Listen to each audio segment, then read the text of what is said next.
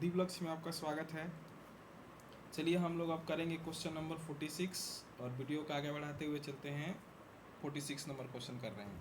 46 में आपका क्वेश्चन है कि if A is equal to 1, 2, मतलब ए सेट में 1 और 2 एक एलिमेंट है और बी सेट में ए बी सी है, तो आपको फाइंड करना है the total number of function from A to B. आपको निकालना है ए टू बी में टोटल नंबर ऑफ फंक्शन। देखिए, जब भी आपको क्वेश्चन दिया जाए कि ए से बी में फंक्शन चाहिए तो आपको कुछ नहीं करना है, एन ऑफ बी के पावर एन ऑफ ए कर देना है। एन ऑफ बी का मतलब क्या हुआ, तो number of element in B, तो number of element in B कितना है 3 है, और number of element in A कितना है तो 2 है, तो 3 के पावर 2 कितना आएगा 9 आंसर। तो इसीलिए option number A is correct answer. अब चलते हैं क्वेश्चन नंबर 47 की तरफ। 47 क्वेश्चन में क्या है, यहाँ पे आपको दिख रहा है कि if A is equal to A comma B और बी में है 1, 2, 3, मतलब ए में एलिमेंट 1 और 2 है, बी में एलिमेंट है 2 और 3 है, तो टोटल नंबर ऑफ 1 फंक्शन, मतलब यहाँ पे उसमें क्वेश्चन में था कि नंबर ऑफ टोटल फंक्शन, यहाँ पे नंबर ऑफ 1 फंक्शन। तो देखिए इस कैटेगरी में आपको ए टू बी बोला है, तो ए में एलिमेंट कम होना चाहिए बी से, तभी 1 फंक्शन होगा, नहीं तो नहीं हो पाएगा।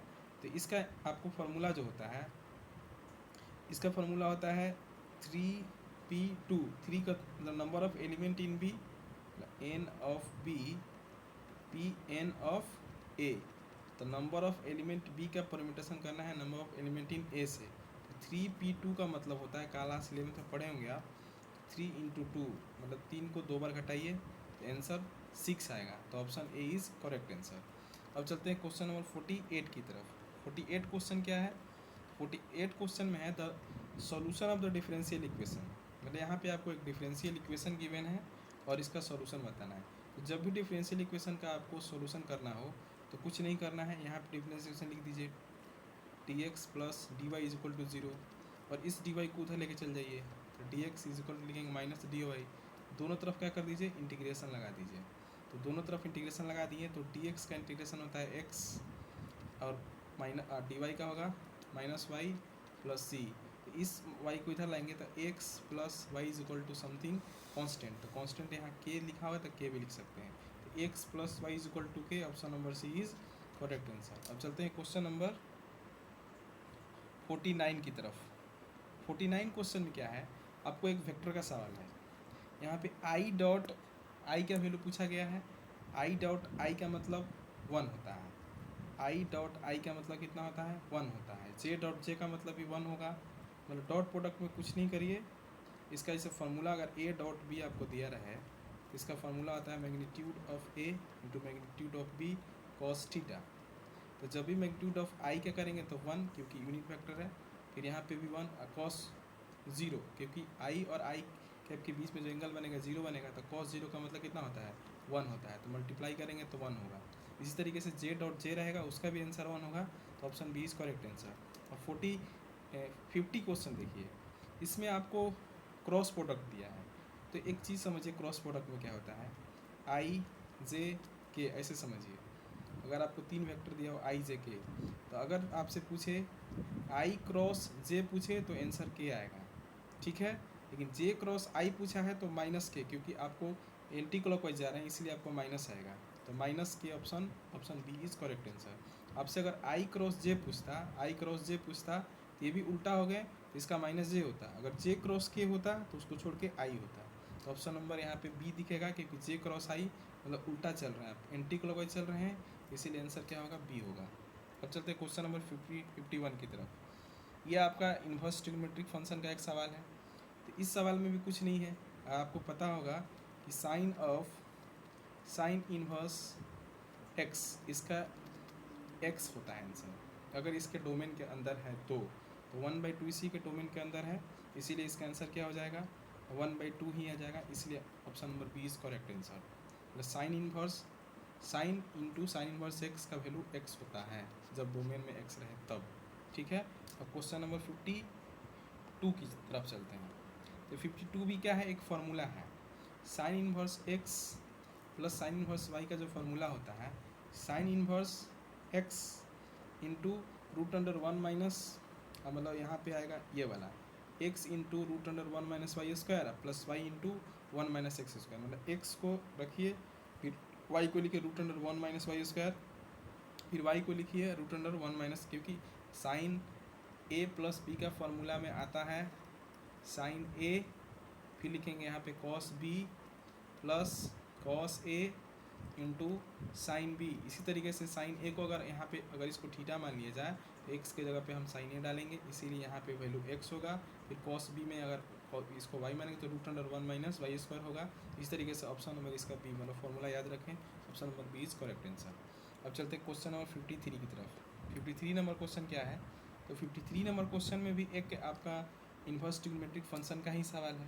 तो इस सवाल को करने के लिए आप एक डाटा याद रखें कि आपको sign inverse x plus cos inverse x का वैल्यू जो होता है π/2 होता है। तो अगर इसके जगह π/2 डालें, साइन 2 इंटू इसका जगह अगर हम π/2 डालें तो 2 से 2 कटेगा, और साइन पाई का जो वैल्यू होता है वो 0 होता है, तो इसलिए इसका आंसर क्या होगा, 0 होगा। अब रिजल्ट याद रखें कि sine inverse x plus cos inverse x का वैल्यू 1 होता है। आपको यहाँ पे अगर हम tan inverse x plus cot inverse x का वैल्यू भी क्या आएगा, π/2 ही आएगा, और sec inverse x plus cosec inverse x का वैल्यू भी कितना होता है, π/2 ही होता है। तो ये 3 डाटा आप याद रखें, इन डाटा का यूज़ आगे चल के हो सकता है, इसीलिए इसके जगह अगर π/2 डालेंगे तो 2 से 2 कट जाएगा, तो साइन पाई आएगा, इसलिए आंसर क्या होगा, ए इज़ करेक्ट आंसर। अब चलते हैं क्वेश्चन नंबर 54 की तरफ। देखिए सेम सवाल यहाँ पे, इसका अभी जस्ट आपको बताए थे, इसका वैल्यू आपको पता होना चाहिए कि tan inverse x plus cot inverse x का मान कितना होता है, इसका वैल्यू π/2 होता है। और यहाँ पे कॉसेक अगर हम π/2 का वैल्यू पूछें तो साइन π/2 का वैल्यू 1 होता है, तो कॉसेक उसका उल्टा होता है, 1 का उल्टा 1 ही होता है, option B is correct answer. अब चलते हैं क्वेश्चन नंबर 55 की तरफ। इसमें भी सेम चीज़, आपको जस्ट जो चीज़ हम बताए हैं वही चीज़ यूज़ करना है कि tan inverse x plus cot inverse x का मान कितना होता है, π/2 होता है। तो इस यहाँ पे π/2 रखिए, तो tan 2/3 इंटू π/2, तो 2 से 2 काट लेंगे तो बचेगा tan π/3। tan π/3 का मतलब 60 डिग्री, tan 60 का मान √3 होता है, तो option number B is correct answer. अब चलते हैं क्वेश्चन नंबर 56 की तरफ। तो 56 क्या है, तो देखिए यहाँ पे एक डिफ्रेंसिएशन का सवाल है, मतलब डिफ्रेंसिएशन का बहुत सारा क्वेश्चन मिल रहा है, तो डिफ्रेंसिएशन को आप अच्छा करें। देखिए डिफ्रेंसिएशन में यहाँ पे है कि d/dx करना है e के पावर x का, cos 5x का करना है।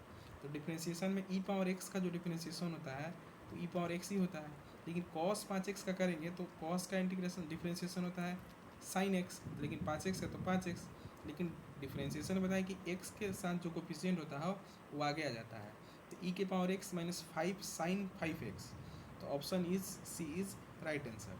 ठीक है, तो सी इज करेक्ट आंसर हो जाएगा। 56 में ई पावर एक्स का ई पावर एक्स, कॉस 5x का होगा माइनस 5 sin 5x। 5 क्यों आया, क्योंकि 5x एक्स के साथ 5 लगा हुआ है। ठीक है, इस चीज़ को डिटेल्स में जानने के लिए थ्योरी में थोड़ा सा सोचेंगे कि 5x को t मानते हैं, इस सवाल को कर लेते हैं। मतलब अगर यहाँ पे आप 5x को t मानिएगा तो आपके पास आएगा 5 इंटू dx बराबर dt। ठीक है, इसीलिए हमारे पास आ जाता है ये 5 इधर आ जाता है। ठीक है, अब चलते हैं क्वेश्चन नंबर 57 की तरफ। 57 क्वेश्चन में भी एक डिफरेंशिएशन का सवाल है, एकदम सिंपल सा, आप फॉर्मूला जिसको आता है वो बना लेगा। मतलब साइन 2x का ढूंढिए, कहाँ है, साइन 2x का हो जाएगा कॉस 2x, आगे 2 आ जाएगा, ई पावर x है तो आ जाएगा ई पावर x भी, और फिर माइनस कॉस x का क्या होगा, माइनस साइन x होगा, तो आंसर होगा 2 cos 2x plus e power x plus sine x, मतलब सारा वैल्यू प्लस में 2 cos 2x ये वाला, option number B is correct answer. तो 2 cos 2x e power x, और cos का क्या होगा माइनस, मतलब cos का माइनस साइन ऑलरेडी माइनस था, तो ये option number B is correct answer. अब चलते हैं क्वेश्चन नंबर 58 की तरफ। तो 58 में जो क्वेश्चन है वो भी एक डिफरेंशिएशन का ही सवाल है, एकदम बेसिक सा फॉर्मूला वाला है। इस सेक का देखिए 1/4 सेक 4x का है, तो 1/4 तो है, 1/4 रहने देंगे। सेक के क्या होता है, सेक का होता है sec theta into tan theta, तो सेक थीटा मतलब सेक 4x है, तो sec 4x into tan 4x, लेकिन आपके साथ यहाँ पे x के साथ 4 लगा है तो 4 बाहर आएगा, तो 4 से 4 कट जाएगा, तो आंसर आएगा सेक 4x इंटू tan 4x आएगा। तो sec 4x into 10 4x, option number A is correct answer, A में दिख रहा है। अब चलते हैं क्वेश्चन नंबर 59 की तरफ। 59 नंबर क्वेश्चन में आपको फिर से एक डिफरेंशिएशन का सवाल है कि ln 10x का दिया है, मतलब log 10x का आपको डिफरेंशिएशन पूछा है। तो log x का क्या होता है 1/x, लेकिन 10x है तो 10x आएगा, लेकिन x के साथ 10 लगाओ तो 10 ऊपर में भी आएगा, 10 10 कट जाएगा, तो इसका आंसर 1/x आएगा। तो option number D is correct answer. अब चलते हैं क्वेश्चन नंबर 60 की तरफ। 60 क्या है, the distance of the plane from the origin. देखिए, तो इसका फॉर्मूला आपको थोड़ा सा याद रखें। अगर आपके पास कोई लाइन है, ए एक्स प्लेन है, a x plus b y plus c z plus d is equal to 0, अगर आपके पास कोई लाइन है, अगर इसका ओरिजिन से डिस्टेंस बताना है तो डी अपॉन मतलब modulus of d root under a square plus b square plus c square, इतना ही आपको याद रखना है कि अगर आपके पास कोई प्लेन का इक्वेशन दिया हो, आपसे ओरिजिन से अगर उसका डिस्टेंस पूछा जाए तो कुछ नहीं करना है, जो कांस्टेंट बचता है तो constant upon root under x का कोफिशिएंट, वाई का कोफिशिएंट और जेड का कोफिशिएंट का होल स्क्वायर को लगा देना है। तो चलिए इसका क्वेश्चन का आंसर देते हैं। तो आपके पास ये वाला वैल्यू देखिए, तो यहाँ पे कांस्टेंट कितना है, चलिए 11 को इधर लाएंगे तो -11 मॉड -11 लिख दिए, रूट अंडर अगर हम बात करते हैं 3 का स्क्वायर 9 और -4 का स्क्वायर प्लस 16 प्लस 6 का स्क्वायर 36, तो 11 आ जाएगा। मॉडुलस अगर मॉड को निगेटिव करता नहीं है, रूट अंडर 61 आएगा जब जोड़िएगा तो इसको, तो ऑप्शन इसका हो जाएगा 11/√61, option number B is correct answer. ठीक है, अब चलते हैं, अब आ गया 61 नंबर क्वेश्चन में एक इंटीग्रेशन का सवाल है। इंटीग्रेशन में जो कोफिशिएंट होता है वो नीचे आता है, आगे नहीं। साइन का इंटीग्रेशन जो होता है वो माइनस कॉस होता है, तो माइनस हम 3x/4, और जो कोफिशिएंट है 3x/4 वो नीचे आएगा, इसका मतलब 4 ऊपर जाएगा, तो -4/3 cos 3x/4 एक कांस्टेंट आगे लग जाता है, तो -4/3 मतलब कांस्टेंट को -4/3 cos 3x/4 के का वैल्यू प्लस में, तो option number C is correct answer. ठीक है, हाँ ठीक है। तो 62 नंबर चलते हैं क्वेश्चन की तरफ। 62 नंबर क्वेश्चन भी एकदम सेम सवाल, एकदम डिट्टो सवाल, एकदम वही वाला है। इसमें cos 7x का करना है, तो cos का जो इंटीग्रेशन होता है प्लस में sin x होता है, तो sin x नहीं 7x/9, और यहाँ पे जो 7/9 है 9/7 हो जाएगा, प्लस के कांस्टेंट ले लेते हैं, तो 9/7 sin 7x, 9/7 sin 7x/9 plus k, option number C is correct answer. देखिए ऑप्शन को आपको बहुत अच्छा से बारीकी से देखना है, नहीं तो गलती होने का चांस बहुत ज़्यादा हो जाएगा। आप यहाँ पे मतलब देखिएगा नहीं, डायरेक्ट मार दीजिए तो गलती होने का चांस बहुत ज़्यादा रहेगा। अब चलते हैं क्वेश्चन नंबर 63 की तरफ। फिर से आपका एक सवाल है, इंटीग्रेशन का ही सवाल है। तो यहाँ पे है सेक स्क्वायर एक्स, तो सेक स्क्वायर थीटा का जो इंटीग्रेशन होता है, यहाँ पे सेक स्क्वायर थीटा का इंटीग्रेशन होता है tan थीटा प्लस सी, लेकिन आपके पास क्या है, यहाँ पे सेक स्क्वायर 17x/23 है, तो हम लिखेंगे tan 17x/23, जो कोफिशिएंट है वो आगे जाएगा तो 23/7, तो आपका answer 23/17 tan 17x/, option number C में आपको एकदम कंप्लीट दिख रहा है ये वाला कि 23/7 tan 17x/13 plus k, option number C is correct answer. अब चलते हैं क्वेश्चन नंबर 64 की तरफ।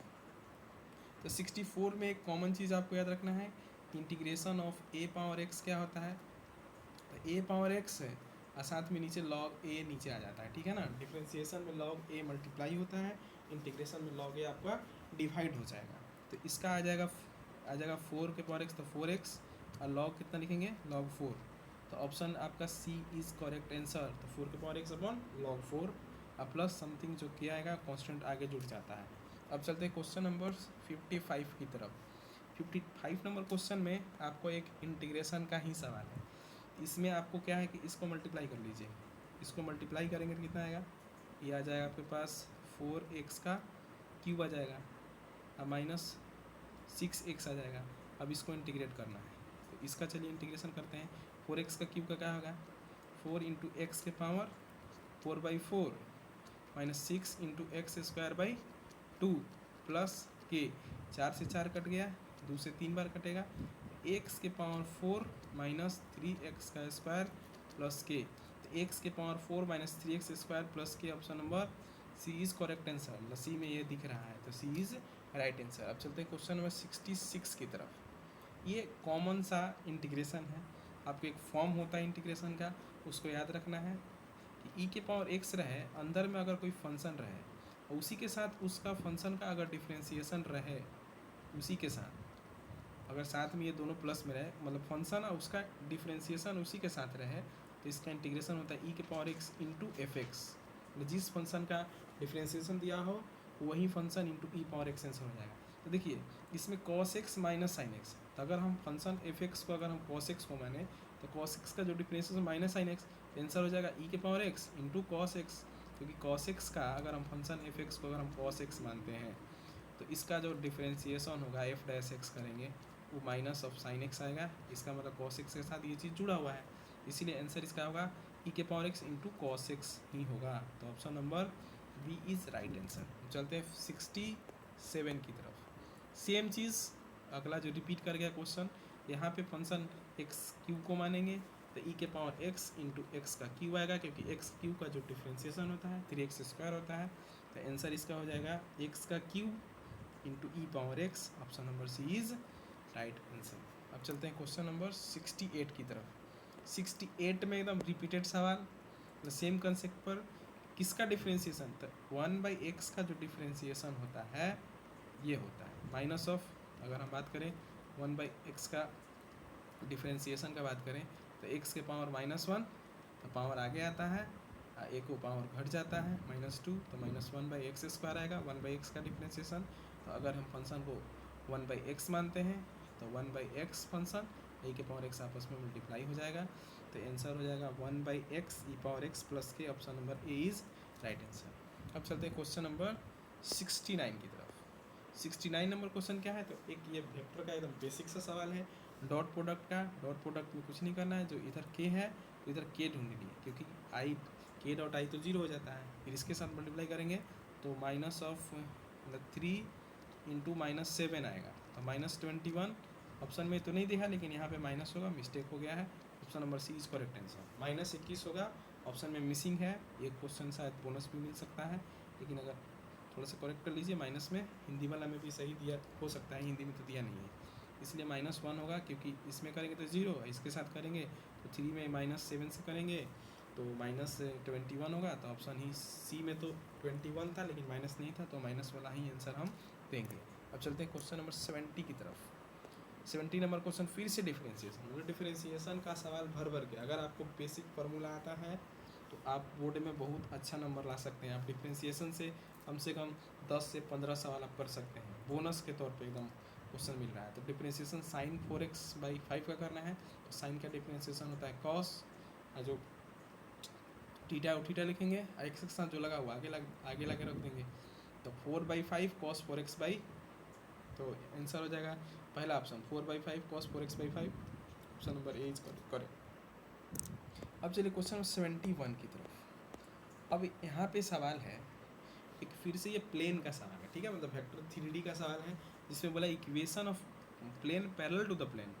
इस प्लेन के आपको पैरेलल एक प्लेन बताना है। तो देखिए जब भी किसी, मान लीजिए यहाँ पे बात करते हैं ax plus by plus c z plus d1 is equal to 0, तो अगर इसी के पैरेलल अगर कोई प्लेन लिखना है तो सेम चीज़, ये नॉर्मल टू द प्लेन जो ए बी सी है ना, ये नॉर्मल टू द प्लेन होता है, ठीक है।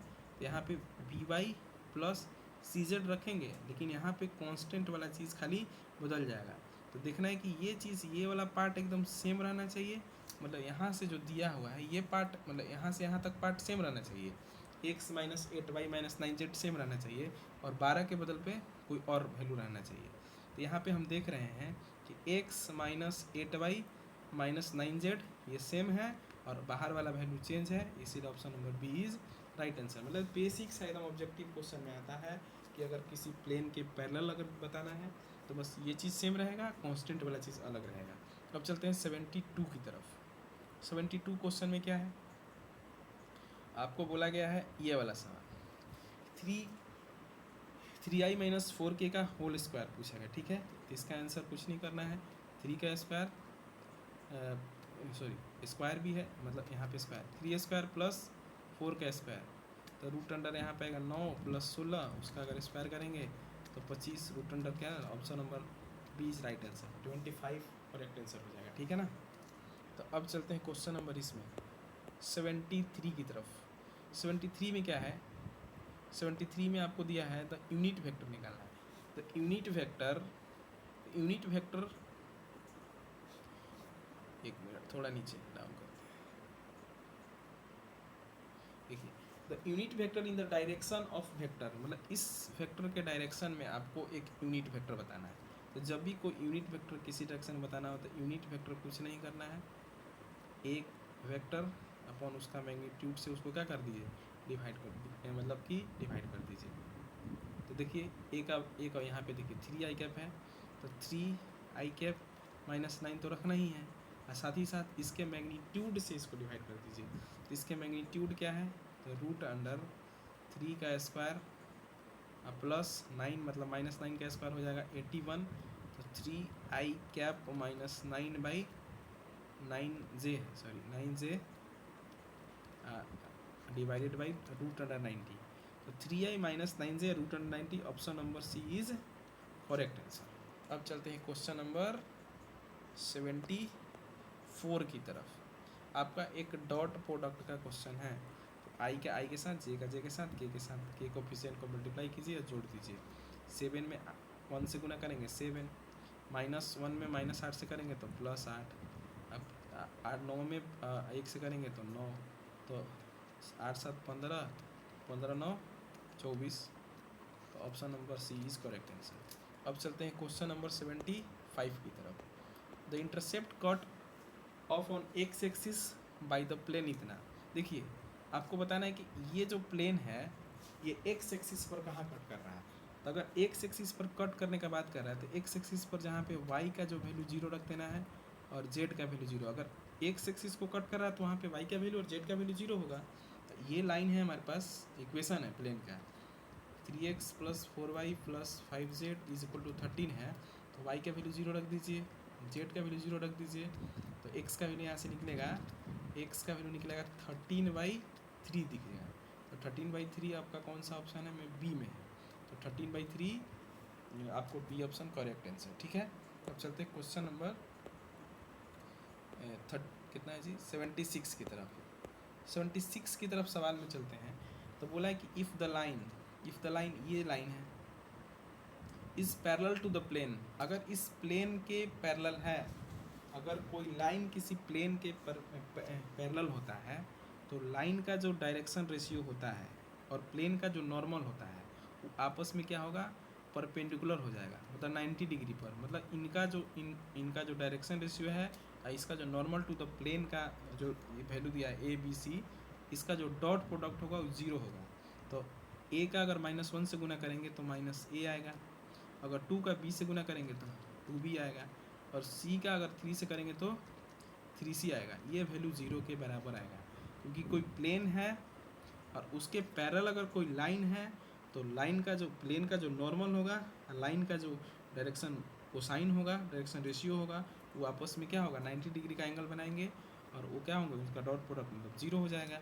तो यहाँ से वैल्यू आएगा -A + 2B + 3C = 0, option number B is right answer, ठीक है। अब चलते हैं क्वेश्चन नंबर 77 की तरफ। 77 नंबर सवाल में क्या है, 77 में आपका जो सवाल है वो इसमें भी सेम चीज़ देखिए, इसमें बोला गया है कि इफ़ अगर two planes A1 x + b B1y + C1z + D1, मतलब ये आपका प्लेन दिया है, एक यहाँ पे प्लेन दिया है, ये आपस में अगर म्यूचुअली परपेंडिकुलर है, अगर दो प्लेन आपस में परपेंडिकुलर होते हैं तो उनका जो नॉर्मल टू द प्लेन होता है, जैसे किसी का P1.N1 = 0, अगर मान लीजिए P2 × N2, ये प्लेन का इक्वेशन होता है वेक्टर फॉर्म में। तो ये जो N1 और N2 जो वेक्टर दिख रहा है ये आपस में 90 डिग्री का एंगल बनाएंगे, कि जब दो प्लेन आपस में परपेंडिकुलर है तो उनका नॉर्मल भी आपस में परपेंडिकुलर होगा, तो फिर से यहाँ पे जो डॉट प्रोडक्ट होगा 0। तो A1 इसका है, उसका A2 है, तो यहाँ से आएगा A1 A2, plus B1 B2 plus C1 C2, इसका वैल्यू 0 आएगा, तो option C is right answer. ठीक है, इस बात को थोड़ा सा याद रखें कि अगर दो प्लेन है हम दिखा नहीं पा रहे हैं, अगर आपके पास दो प्लेन रखिएगा, अगर आपस में परपेंडिकुलर है तो उसका नॉर्मल और इसका नॉर्मल निकालिएगा। ठीक है, नॉर्मल टू द प्लेन निकालिएगा, आपस में म्यूचुअली परपेंडिकुलर होगा और उनका जो डॉट प्रोडक्ट होगा वो 0 होगा। अब चलते हैं 78 की तरफ। ठीक है, 78 नंबर क्वेश्चन में क्या है, आपको 78 नंबर क्वेश्चन में है कि फिर से डॉट प्रोडक्ट का सवाल है, वेक्टर का सवाल है। आई का 8 के साथ, मतलब आई का आई के साथ, जे के साथ, के साथ के मल्टीप्लाई कीजिए, 8 में 11 से गुना करेंगे तो 88 हो जाएगा, माइनस माइनस प्लस, प्लस मतलब 7 और प्लस कितना आएगा 5, तो 88 प्लस 12 मतलब 100, 100 is right answer, option number B is correct answer. अब चलते हैं क्वेश्चन नंबर 79 की तरफ। अब ये प्रोबेबिलिटी का सवाल है, देखिए कंडीशनल प्रोबेबिलिटी का सवाल है। इसमें आपको गिवन क्या है कि पी ऑफ ए गिवन है और पी ऑफ बी गिवन है। तो पी ऑफ ए गिवन है और पी ऑफ बी गिवन है, आपसे पूछा गया है P of A by B, तो इसका देखिए फॉर्मूला होता है कि P of A intersection B upon P of B. याद रखें, अगर नीचे बी है तो नीचे बी होगा, नहीं तो ए इंटरसेक्शन बी नीचे ऊपर रहेगा, ये नीचे रहेगा। तो P of A intersection B जो है ये आपको गिवन है 4/11 और आपको पी ऑफ बी कितना है 9/11, 11 कटेगा 4/9 आपका आंसर। तो 4/9 कहाँ पे है, तो 4/9 ऑप्शन नंबर बी में है, तो बी इज राइट आंसर। अब चलते हैं क्वेश्चन नंबर 80 की तरफ। 80 नंबर सवाल क्या है, आपको फिर से एक प्रोबेबिलिटी का सवाल है। आपको इतना चीज़ दिया है और आपसे क्या पूछा, ये पूछा है, तो आप याद रखें कि P of E union F का जो वैल्यू होता है वो P of E plus P of F minus P of A intersection E, नहीं ए नहीं ई इंटरसेक्शन एफ। ठीक है, अब चलिए इसका तो वैल्यू आपको गिवन है, कितना गिवन है 6/7 गिवन है, इज इक्वल टू इसका वैल्यू दिया है 3/7 गिवन है, इसका वैल्यू दिया है 5/7 गिवन है, माइनस मान लीजिए इसका वैल्यू निकालें, इसको एक्स मान लेते हैं। तो इन जब दोनों को जोड़ेंगे तो 6/7 इज इक्वल टू ये जोड़ेंगे तो 8/7 माइनस एक्स, इस माइनस एक्स को इधर ले जाएंगे तो 8/7 माइनस 6/7, दैट मीन्स 2/7 आएगा। ठीक है, तो 2/7 बी इज़ राइट आंसर। ठीक है, इसको कैलकुलेशन थोड़ा कर लीजिएगा, बेसिक कैलकुलेशन है, जोड़ घटाव है, इसको कर सकते हैं। अब चलते हैं क्वेश्चन नंबर ये वाला 81 क्वेश्चन क्या है, एक डिफरेंशियल इक्वेशन का सवाल है। आपको एक इंटीग्रेटिंग फैक्टर निकालना है, क्या निकालना है, integrating factor. Integrating factor differential, देखो ये जो डिफरेंशियल इक्वेशन आपको दिख रहा है यहाँ से यहाँ वाला जो वैल्यू दिख रहा है, ये लीनियर डिफरेंशियल इक्वेशन है। लीनियर क्या होता है, यहाँ पे अगर कोई ऐसा फॉर्म हो dy/dx plus y into x, y into p into y is equal to something q रहे, यहाँ पे p का जो वैल्यू होना चाहिए वो फंक्शन ऑफ x होना चाहिए। तो इसका जो इंटीग्रेटिंग फैक्टर होता है IF अगर बात करें तो e के power p into D x होता है। तो इस वाले सवाल में आप देखिएगा तो यहाँ पे dy/dx है और y के साथ 2/x लगा है, मतलब p का वैल्यू 2/x है। तो इंटीग्रेटिंग फैक्टर जब निकालेंगे तो e के पावर p का मान कितना है 2/x है, इंटू अगर हम dx करते हैं तो यहाँ पे इंटीग्रेशन करते हैं अगर हम 2/x इंटू dx का, तो आपके पास आएगा इसका होता है 2 इंटू log x। ठीक है, तो आपको हम लिख सकते हैं e के power log of x square. तो अब देखिए यहाँ बेस सेम है, तो ये जब सेम रहता है तो आंसर क्या आएगा एक्स स्क्वायर आता है। ठीक है, तो यहाँ पे option number D is right answer. एक तरीका याद रखें कि अगर a log a into b रहे, अगर ये चीज़ सेम रहे तो ऑप्शन सिर्फ आंसर बी हो जाएगा। ठीक है, तो यहाँ पे e है और यहाँ भी e है, क्योंकि log e ही आता है, तो यहाँ सेम है तो एक्स स्क्वायर आपका आंसर हो जाएगा। ये 2x² कैसे बना है, तो लॉग का प्रॉपर्टी होता है कि लॉग का जो आगे रहता है वो वैल्यू अगर पावर जो भी रहे आगे आता है, तो आगे है तो उसको पावर में चढ़ा दिए तो x² आंसर आ जाएगा। ठीक है, ऑप्शन नंबर डी। ठीक है, अब चलते क्वेश्चन नंबर 82 की तरफ। 82 नंबर क्वेश्चन क्या है, तो आपको ये जो क्वेश्चन दिया गया है ये क्रॉस प्रोडक्ट का सवाल है। किसका है, क्रॉस प्रोडक्ट का सवाल है। तो थोड़ा सा देखिए, अगर इसको अगर इससे गुना कराएं, अगर इसको इससे गुना कराएं, ठीक है, अगर इसको इससे गुना कराएं तो थोड़ा सा ध्यान रखिएगा, आपको एक डिटर्मिनेंट फॉर्म से भी हम इस सवाल को करा सकते हैं। देखिए कैसे निकालते हैं, यहाँ पे लिखते हैं ऐसे आई कैप, जे कैप और के कैप।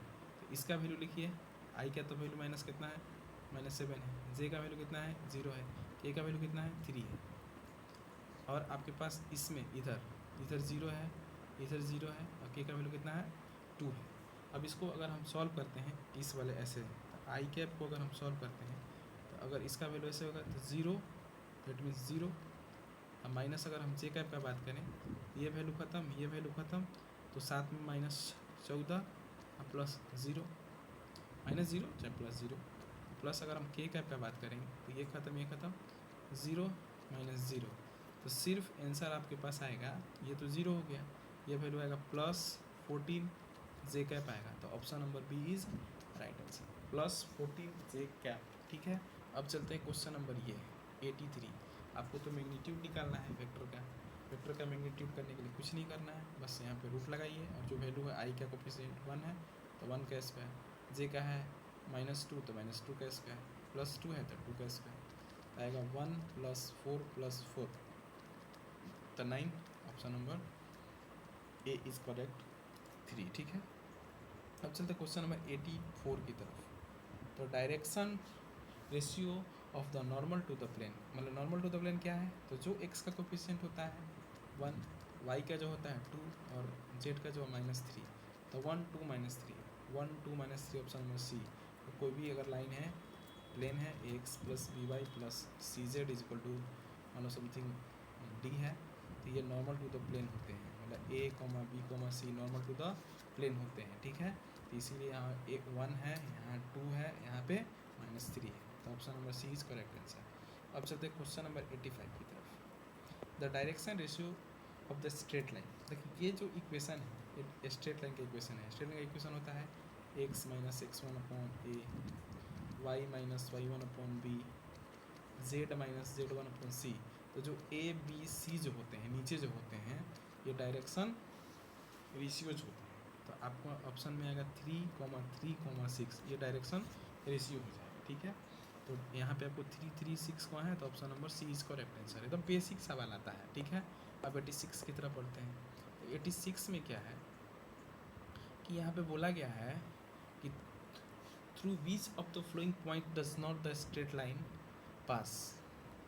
क्या बोला है कि through which of the following points does the straight line, किस पॉइंट से स्ट्रेट लाइन पास कर रहा है। तभी जस्ट आपको हम इक्वेशन बताए थे कि x - x1/a, y - y1/b और z - z1/c। तो x1, y1 और z1 से पास करता है। तो जो माइनस हुआ है, पहला में 100 से माइनस हुआ है, दूसरा में 99 माइनस हुआ है, तीसरा में 98, ये सब पॉइंट से मेरा स्ट्रेट लाइन पास करता है। तो 100, 99, 98 ऑप्शन जो है वही आंसर होगा। तो option number C is correct answer. अब चलते हैं क्वेश्चन नंबर 87 की तरफ। तो जस्ट अभी क्रॉस प्रोडक्ट का आपका वैल्यू बताए थे कि कैसे निकालते हैं।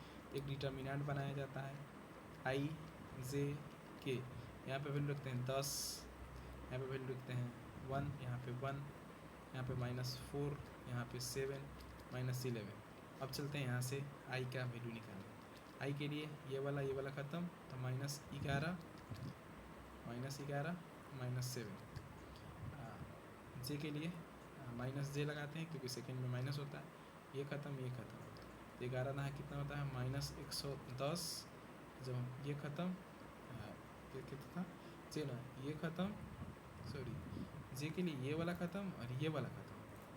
1177 -4 में माइनस करेंगे तो आपके पास आ जाएगा +4 आ जाएगा। ठीक है, अब प्लस के कैप के लिए करेंगे। के कैप के लिए क्या है, तो ये वाला वैल्यू, ये वाला वैल्यू, ये वाला वैल्यू, ये वाला वैल्यू ख़त्म, तो 70 + 4 प्लस कितना आएगा 4 आएगा, 4। तो यहाँ पे आया -18 आई कैप, अब प्लस यहाँ पे 110 में से 4 चला गया तो 106 प्लस 106 जे कैप, 4 74 74 के कैप। ठीक है, तो -18, 106 और 74 ऑप्शन नंबर ए में दिख रहा है, इसीलिए option A is correct answer. पहला वाला निकाल के ही बता सकते थे क्योंकि आई का वैल्यू -18 आ रहा था, तो -18 तो ऑप्शन नंबर ए में ही खाली दिख रहा था, तो ऑप्शन ए भी आप आराम से लगा सकते थे। अब चलते क्वेश्चन नंबर 88 की तरफ। तो 88 नंबर क्वेश्चन में क्या है, फिर से डिफ्रेंशिएशन, बोले बहुत ज़्यादा डिफ्रेंशिएशन का सवाल आता है। एक्स क्यूब का होगा 3x का स्क्वायर, ई के पावर एक्स का ई के पावर एक्स होता है, तो ऑप्शन नंबर आपका मिल जाएगा सी इज़ राइट आंसर। ठीक है, अब चलते हैं क्वेश्चन नंबर 89 की तरफ।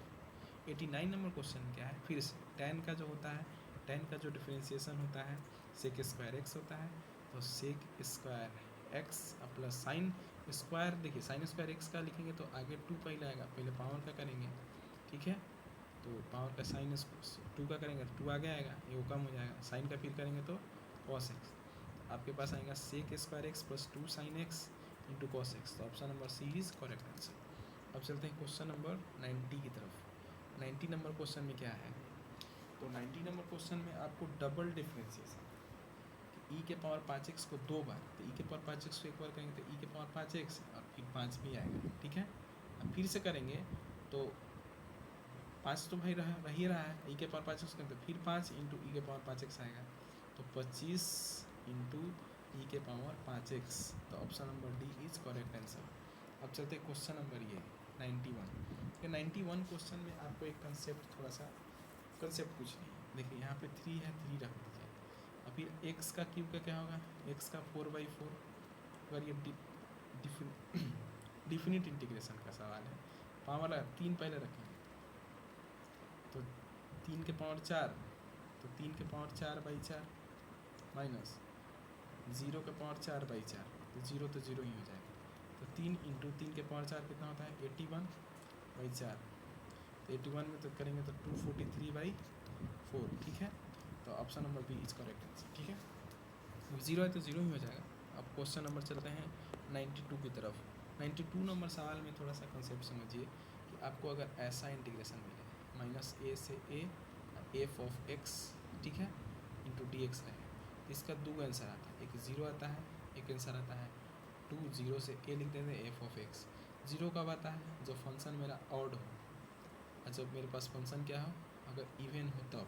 तो ये फंक्शन देखिए साइन 17x जो है, ये पूरा का पूरा फंक्शन को देखते हैं, ये पूरा फंक्शन जब देखेंगे, अगर मान लीजिए इसको एफ एक्स मानते हैं, तो ये एफ एक्स आएगा साइन के पावर 17x इंटू कॉस 3 अगर इसमें अगर हम -x डालते हैं, ठीक है, और इवन निकालने का तरीका तो हम -x डालते हैं, तो -x डालेंगे तो आपके पास आएगा साइन 17 और -x into cos cube -x, ठीक है, -x,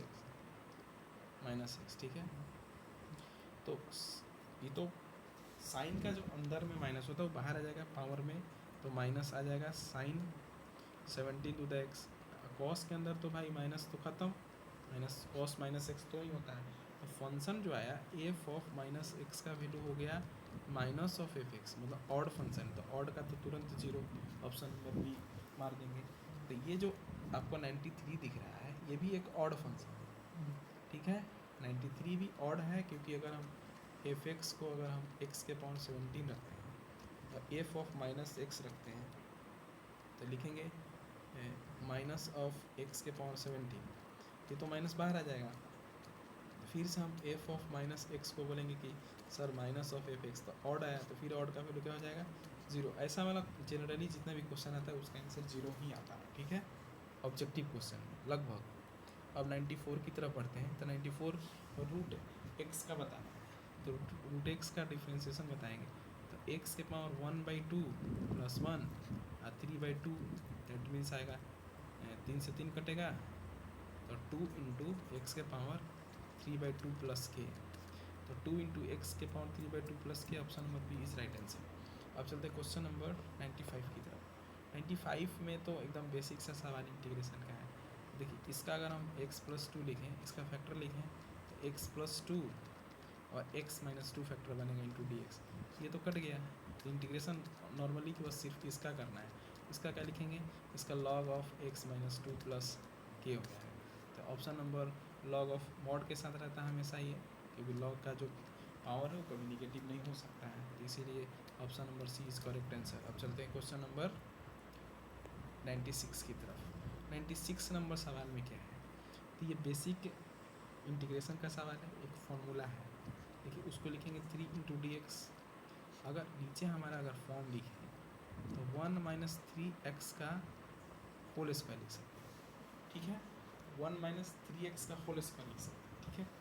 ये जो फॉर्म बन रहा है √1 मतलब एक चीज़ समझिए, √1 - x² × dx होता है, वो साइन इन्वर्स x का इंटीग्रेशन, मतलब कि इसका जो इंटीग्रेशन है साइन इन्वर्स x आता है। लेकिन यहाँ पे जो वैल्यू है, यहाँ पे हम लिखेंगे इसका साइन इन्वर्स, आगे 3 है तो 3 लिखे 3x। लेकिन जो बोले थे ना, जो वैल्यू x के साथ लगा रहा था वो नीचे आता है, तो 3 से 3 कट जाएगा, तो उसका आंसर आएगा साइन इन्वर्स 3x आएगा पहले, ठीक है। साइन इन्वर्स 3x + k, तो sine inverse 3x + k option number C is correct answer. फिर से थोड़ा देख लीजिए, इस वैल्यू को हम क्या करेंगे, 3x/√1 - 3x² लिखेंगे। ये फॉर्म जो है 1 - x² के फॉर्म में आ रहा है, तो 3 × साइन इन्वर्स 3x लिखेंगे, ठीक है। लेकिन 3x का है, बोले थे कि जो भी वैल्यू आता है वो नीचे आ ही जाता है, तो ये कट जाएगा, तो option number C is right answer. अब चलते हैं 97 की तरफ। 97 नंबर सवाल में क्या है, ये भी एकदम बेसिक सा सवाल है, फॉर्मूला बेस्ड सवाल है कि sec 5x × tan 5x, तो sec x × tan x का जो होता है वो sec x होता है। तो यहाँ 25 पहले से था, 25 लगा दिए, और sec 5x का हम sec 5x ही लिखेंगे। लेकिन 5 जो है बोले थे 5 नीचे आ ही जाता है, ठीक है। आपके पास 5 नीचे आ ही जाता है, तो 5 से कट जाएगा 5 बार में, तो 5 × sec 5x + k, option number B is right answer. अब चलते हैं क्वेश्चन नंबर 98 की तरफ। 98 में sec² 4x का है, तो sec² 4x का मतलब tan 4x होगा। यहाँ पे कितना आएगा tan 4x, तो यहाँ लिखेंगे tan 4x, और जो 4x लगा हुआ है बोले थे कि नीचे आता है, तो tan 4x/4 मतलब 1/4 tan x प्लस k तो लगाना नहीं भूलना है, ठीक है। जब आप थ्योरी का क्वेश्चन कीजिएगा उसमें k लगाना नहीं भूलना है। अब चलते हैं क्वेश्चन नंबर 99 की तरफ।